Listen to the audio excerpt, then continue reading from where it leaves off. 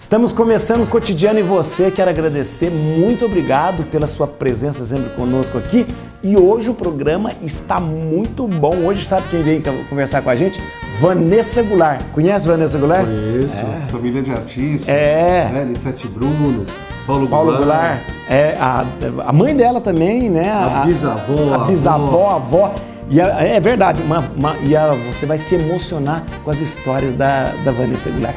Aguarde aí para você.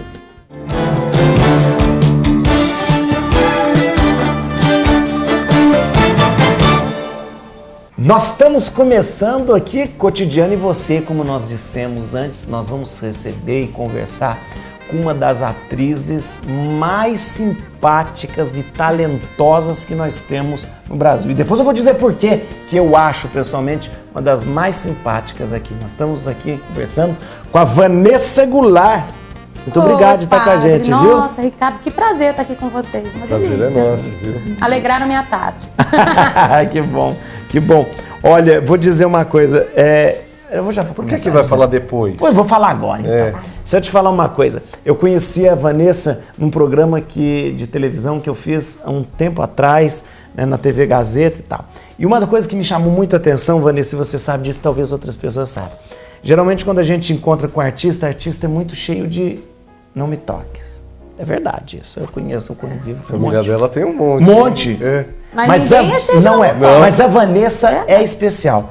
É uma das pessoas mais simples, né, próximas que a gente tem. Sempre. E sempre que eu vi a Vanessa, sempre ela tem um sorriso. Aí a gente tava falando negócio, não envelhece, e é por causa disso. Você sempre teve a mesma carinha que eu conheci você há 10 anos atrás, por causa desse sorriso e por causa desse seu coração tão bondoso. Obrigada, pai. Não tô jogando confete não, viu? Eu tô falando sério. Eu tinha muita vontade de dizer isso pra você. Você é muito próximo, você é muito simpática, você é muito... como que diz?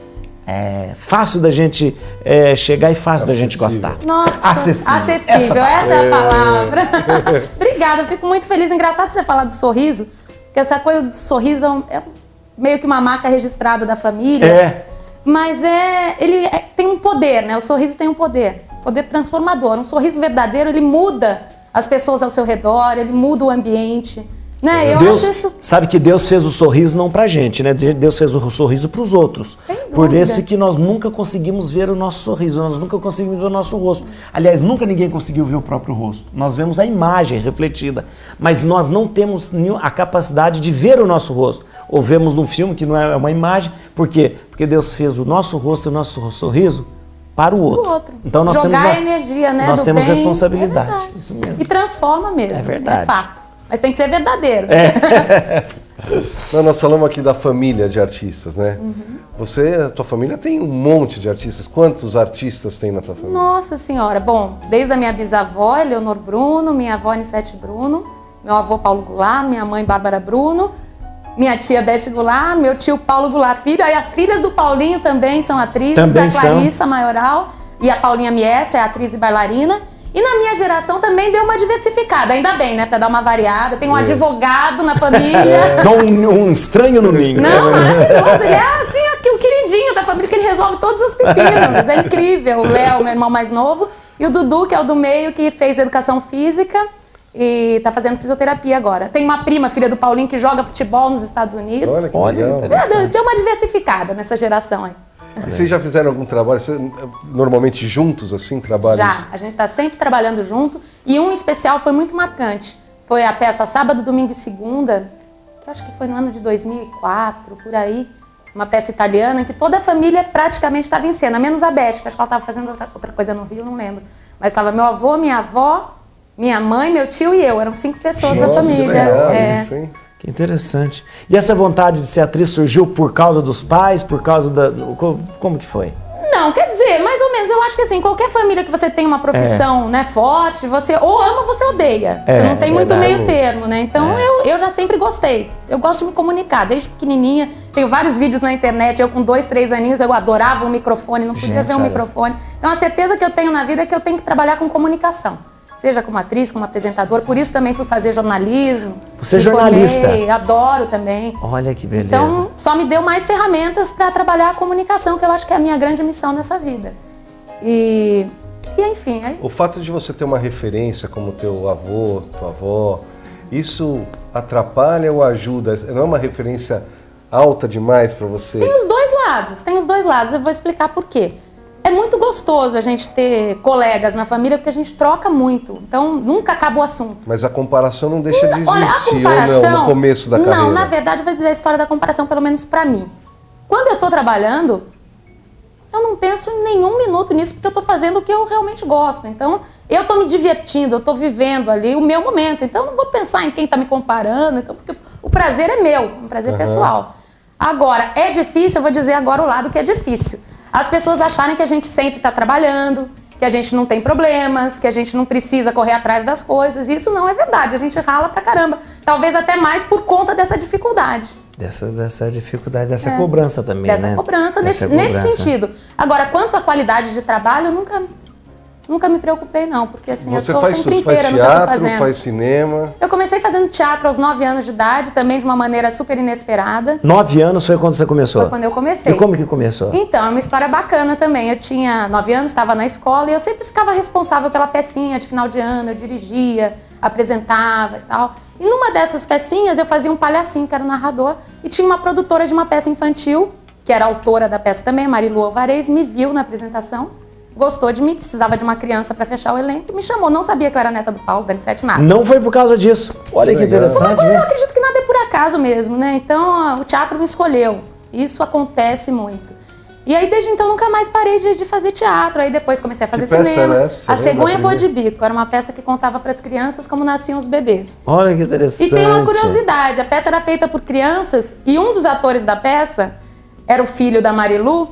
Ele veio a ser meu marido 13 anos depois. Não é possível. Gente e a gente fazia do a cena céu. romântica da peça. Eu era o óvulo, ele era o espermatozoide. Gente do O céu. convite do casamento Muito era a gente de romântica óvulo mesmo essa espermatozoide. peça. Não é romântica, Olha. nada é por acaso, né? As coisas estão aí, Que acontecem por um interessante. motivo que a gente não sabe qual é, mas que existe um motivo, existe. Que interessante, gente. Mas o elenco aqui, o elenco dela é grande, porque ó, ela é atriz de teatro, cinema, TV, é jornalista mesmo, não é jornalista só de título, não. Jornalista Trabalhou, né? formada, fiz o FIAME, formei em 2010. Trabalhei Trabalhei na na Folha de Folha. São Paulo por um ano. Olha. Assim que eu comecei a faculdade, eu comecei a trabalhar na Folha. Foi uma sorte que eu dei também na vida.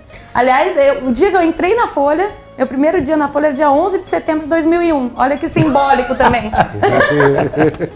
Olha, mas você tem uma história muito interessante, bonita, quando você fez a sua bisavó, por conta de uma história forte que você tem já com a sua bisavó, não é verdade? Isso foi um presente, assim, inexplicável. Eu fui criada pela minha bisavó e pela minha tia bisavó. Quer dizer, quando eu nasci, minha mãe tinha 18 anos e minha bisavó se propôs a ficar em casa cuidando sua de mim. bisavó é a Eleonor Bruno, mãe da Anicete Bruno. Mãe da Anicete Bruno. Minha bisavó materna.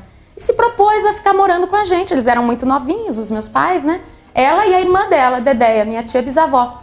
E foram, a gente fica um tempinho aí pra dar uma força, então acabaram ficando 25 anos. Nossa, mãe. E eu morava no mesmo quarto que elas, né? Então a convivência era absurda, eram as minhas maiores referências. E a vovó Nonoca me ensinou a ler aos 3 anos de idade. Ela era o contato, assim, inesquecível. E ela era atriz? Ela era atriz, ela foi médica, obstetra. Jesus. Ela foi um dos primeiros divórcios, assim, do século. É uma mulher muito à frente, muito moderna. De vanguarda. Muito. Trabalhou como jornalista também. E você interpretou o papel dela. Na minissérie Desci de Verdade, eu tive essa honra, esse privilégio, esse prazer de viver a minha bisavó, Nonoca. Foi um presentão mesmo. Que bonito, que bonito. Foi muito lindo. Mas você já interpretou a sua avó, a sua avó. Especialista em voz, bisavós e afins, em voz, né? bisavós, é verdade. Voz, bisavós e afins. A novela Tititi você fez? Eu fiz a Júlia Espina, que era o personagem da minha avó, que era a tia do Jacques Leclerc. Então, quando passava pro flashback, o Jacques Leclerc pequenininho, aí era eu que vivia. Que interessante, que interessante. Bom, o resto nós vamos falar... Hoje já passou? Já, vai lá. Nossa, Caroline, hoje já passou, meu Deus, olha aí. Não, foi rápido mesmo. É verdade. A gente continua esse bate-papo gostoso depois dos nossos comerciais.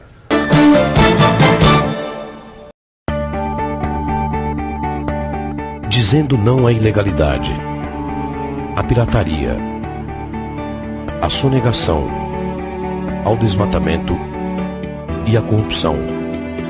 você está optando pela ética. Ética é uma palavra curta, mas definitiva. Ética, ou você tem ou não tem. www.institutoricardoizar.com.br. Obrigada por proteger os animais. Obrigado por diminuir as queimadas. Obrigada por lutar contra o aquecimento global. Obrigada por preservar a Amazônia. Obrigado pelo ar limpo.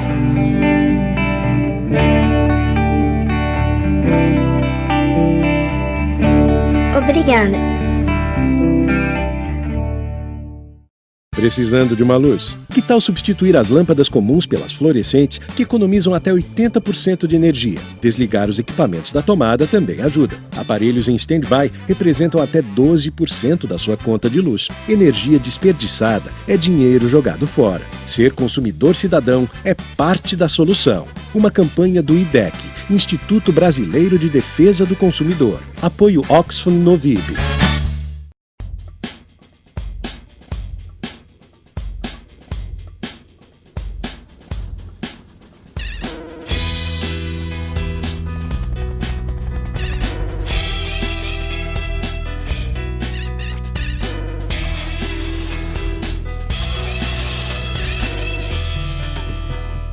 O planeta precisa do Greenpeace.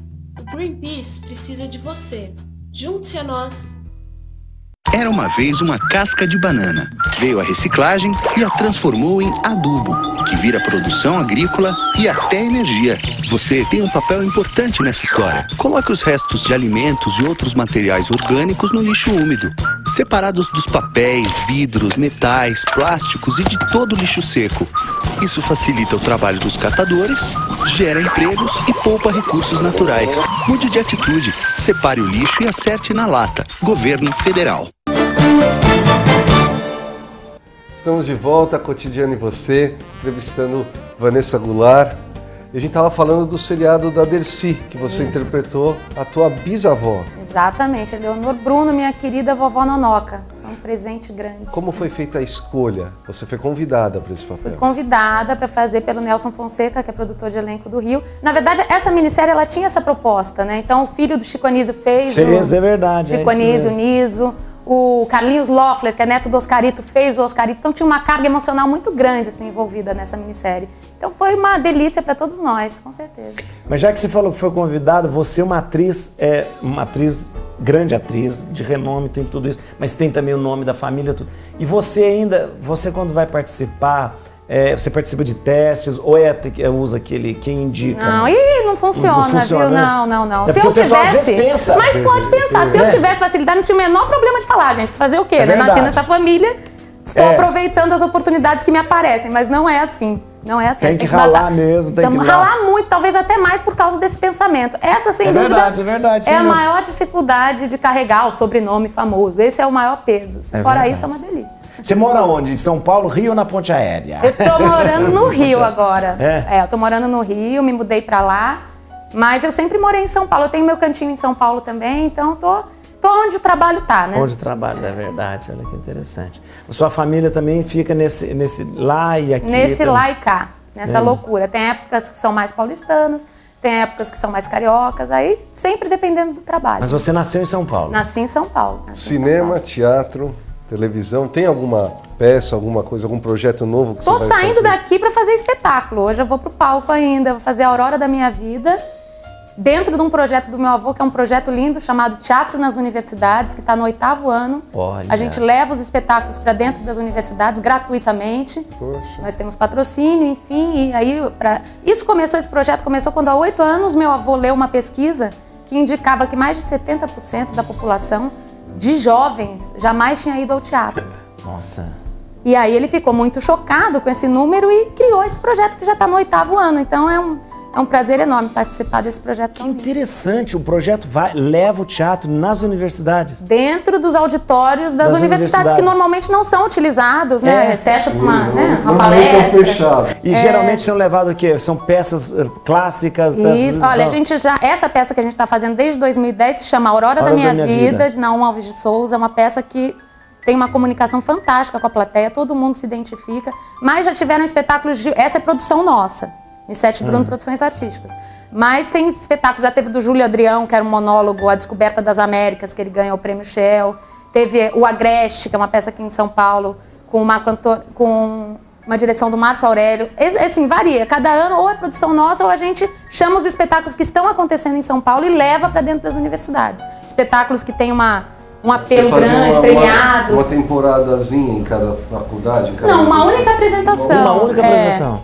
Amanhã a gente vai fazer no Teatro Ruth Escobar, que quando a faculdade não tem o auditório, eles alugam um espaço. Mas quem vai são os alunos. São os alunos. É gratuito para os alunos. Fantástica a ideia, porque é o seguinte, é interessante.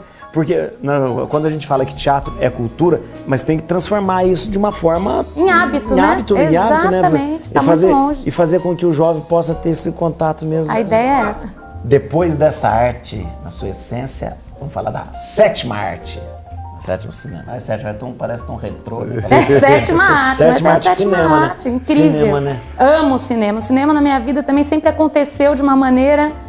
Assim, eu não precisei fazer nada. Me ligavam, me chamavam, tem uma comunicação com o cinema que é inexplicável. Cinema é mais gostoso de fazer do que novela? Ai, eu amo fazer cinema. Tudo é gostoso. É doce. Olha, tudo, não é clichê falar isso não, mas tudo é gostoso. Até dublagem, que eu fiz muito uma época, eu amo. Ah, você fez dublagem? Fiz dublagem, eu adorava. Eu vi a magia daquilo, entendeu? É muito gostoso. Não, mas eu tenho uma coisa especial, é aquilo que eu disse, volto a falar. Você faz tudo com muita paixão, né? Muita paixão, tudo que você pega com intensidade. Eu sou uma pessoa muito intensa. Até aquilo que você falou assim, alegria, que faz você ficar mais jovem, também, minha alegria é intensa. Mas quando eu tenho que ficar triste, eu também fico triste. Intensamente. Então o segredo é não maquiar as coisas, sabe? É você viver da maneira mais plena, assim, possível. No cinema você fez quantos filmes já? Olha, meu primeiro filme, eu tinha 19 anos, chamava Olhos de Vampa, isso em 94, né? Aí depois eu fiz Dois Córregos, do Carlos Reichenbach, com Richelli, que eu fui protagonista, foi um filme que viajou o mundo. Dois Córregos, ganhou vários prêmios, foi muito gostoso, interessante fazer esse filme. Depois eu fiz Garotas do ABC, do Carlos Reichenbach também, foi ótimo, a gente retratava a realidade das operárias das fábricas do ABC, foi muito interessante. Depois eu fiz Coisa de Mulher, que era uma comédia super divertida com a Adriane Galisteu, uma produção do Rio, carioca.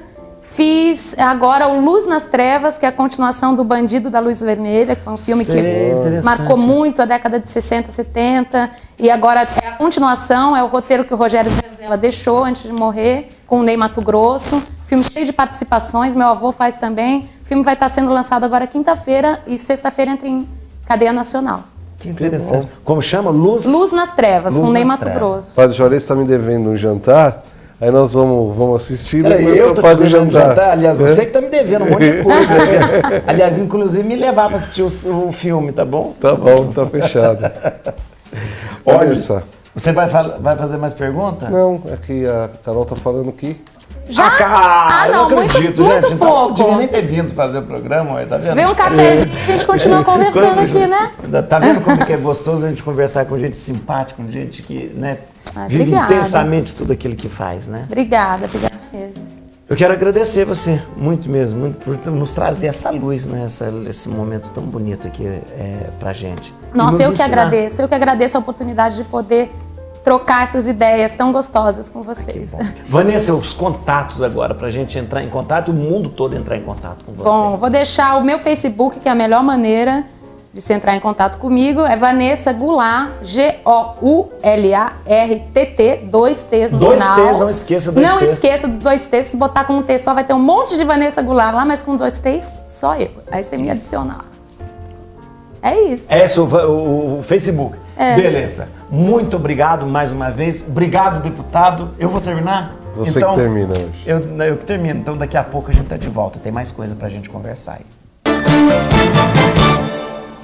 Era uma vez uma casca de banana. Veio a reciclagem e a transformou em adubo, que vira produção agrícola e até energia. Você tem um papel importante nessa história. Coloque os restos de alimentos e outros materiais orgânicos no lixo úmido, separados dos papéis, vidros, metais, plásticos e de todo o lixo seco. Isso facilita o trabalho dos catadores, gera empregos e poupa recursos naturais. Mude de atitude, separe o lixo e acerte na lata. Governo Federal.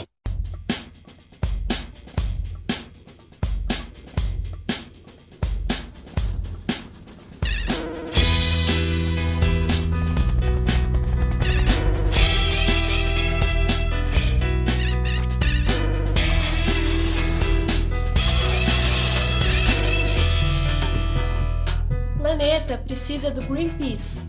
O Greenpeace precisa de você. Junte-se a nós. Dizendo não à ilegalidade, à pirataria, à sonegação, ao desmatamento e à corrupção. Você está optando pela ética. Ética é uma palavra curta, mas definitiva. Ética, ou você tem ou não tem. www.institutoricardoizar.com.br. Precisando de uma luz? Que tal substituir as lâmpadas comuns pelas fluorescentes, que economizam até 80% de energia? Desligar os equipamentos da tomada também ajuda. Aparelhos em stand-by representam até 12% da sua conta de luz. Energia desperdiçada é dinheiro jogado fora. Ser consumidor cidadão é parte da solução. Uma campanha do IDEC, Instituto Brasileiro de Defesa do Consumidor. Apoio Oxfam Novib. Obrigada por proteger os animais. Obrigado por diminuir as queimadas. Obrigada por lutar contra o aquecimento global. Obrigada por preservar a Amazônia. Obrigado pelo ar limpo.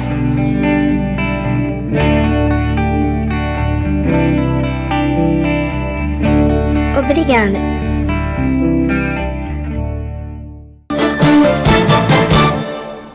Nós estamos de volta aqui no Cotidiano e Você, e eu queria conversar com você e aqui com o deputado trazendo um assunto muito interessante sobre a questão da energia nuclear. O deputado, há alguns dias atrás, nós vimos, aliás, alguns meses atrás, nós vimos aquele grande desastre nuclear que aconteceu em Fukushima, no Japão, por causa do tsunami e tudo aquilo. Alguns dias atrás nós vimos os reatores nucleares sendo desligados no Japão. E quando foram desligados para manutenção, o povo, os japoneses, eles se levantaram pedindo para que acabasse a questão da energia nuclear no Japão. Um povo que sofreu, né, gravemente com isso. Agora, me conta uma coisa, conta para o Brasil inteiro.